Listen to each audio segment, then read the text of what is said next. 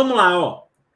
Por que a TC é a melhor pedida no trauma, gente? Porque trauma costuma ser um cenário em que o raio-x é feito em condições técnicas inadequadas, principalmente politraumas graves.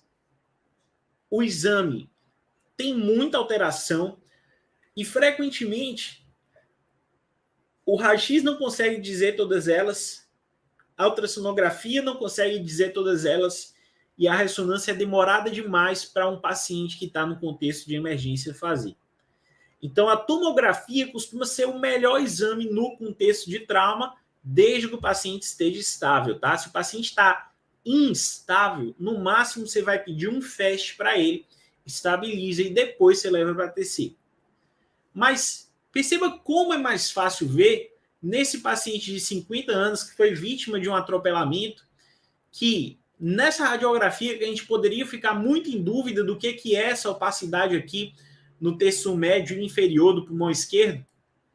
Na tomografia é muito fácil perceber que isso era uma baita de uma hérnia diafragmática traumática, uma ruptura traumática do diafragma, tá? Você poderia ficar pensando lá no raio-x, será que é um derrame? Será que é uma consolidação? A TC ela não permite essa dúvida.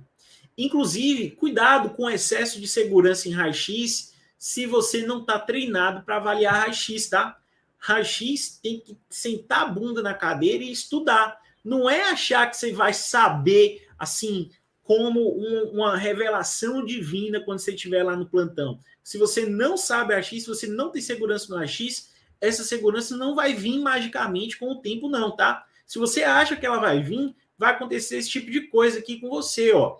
Quem analisou aquele raio-x achava que sabia ver raio-x e achou que era um derrame aquilo ali.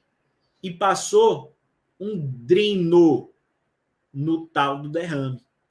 Ele acabou quase drenando, foi o estômago.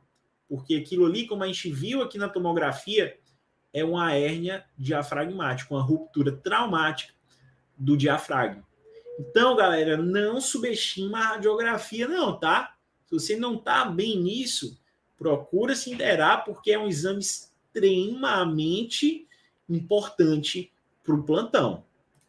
E eu acho que todo mundo que está assistindo essa aula aqui, ou já está dando, ou vai começar a dar plantão em breve. Por exemplo, nesse cenário aqui, eu tenho uma grande redução da transparência no pulmão esquerdo, também no pulmão direito, e aí a gente fica se perguntando, o que será que é isso aqui, né? Só que o principal achado dessa radiografia, ele não está tão fácil de enxergar, não.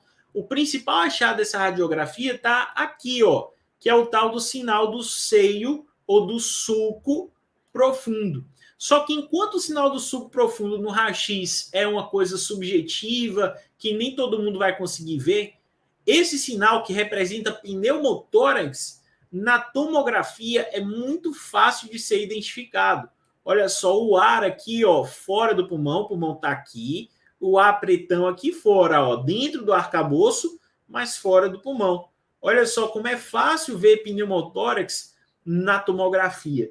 Então, a tomografia é o método mais sensível para pneumotórax, para pneumoperitônio, para tudo quanto é coisa relacionada a trauma. O melhor exame no trauma é a tomografia. Trauma tem T de tomografia, beleza? E eu quero que você se lembre o seguinte, se o trauma é grave o suficiente para você estar pedindo o exame, você devia estar injetando contraste. Não é todo trauma que precisa de tomografia, mas se você pediu tomografia porque você acha que é um trauma que merece, você devia estar enxergando contraste. Injetando contraste. Porque algumas das complicações mais graves e mais importantes de se afastar no contexto de trauma só vão ser detectáveis mediante injeção de contraste, como pseudaneurismas, como extravasamento, sangramento contínuo, como lacerações discretas, só vai ver se injetar.